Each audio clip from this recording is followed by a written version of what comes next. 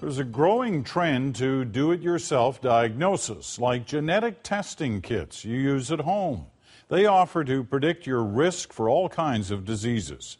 But the U.S. Food and Drug Administration fears the test could be a prescription for trouble. Melanie Nagy explains. What's that? Michael and Gabe Mandel are brothers. They also share an office and run a business together. 3 different people. He's about to receive like 10 more. But what they don't have in common is their DNA. Michael was adopted. Throughout my life, I've had some concerns about a lack of knowledge of my biological heritage. Not knowing his birth parents' health history, Mandel had no idea if he was predisposed to diseases such as Alzheimer's or cancer. So he turned to the internet and a U.S. company selling do-it-yourself genetic screening kits. You just have to provide enough saliva so they can, do a number of tests. You put it in a vial, in a next-day shipping envelope.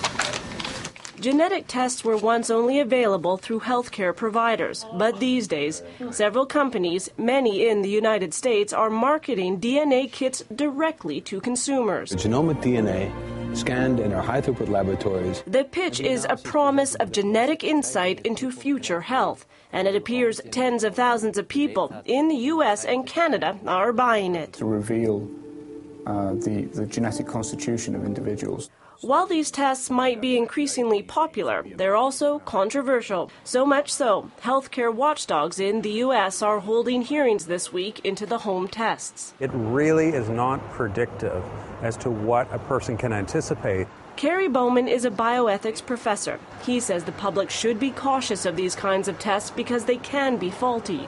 And the public, through marketing, may feel that this is a crystal ball based on science, that you can look into that future and then take control of that future. We're just not there yet. Another worry is that consumers may use the test to make important decisions about treatment or prevention without guidance from a healthcare provider.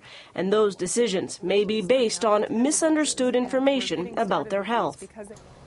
As for Michael Mandel, his results were encouraging. There really wasn't anything to worry about. And he says after years spent questioning his genetic history, the test has offered him some peace of mind. Melanie Nagy, CBC News, Toronto.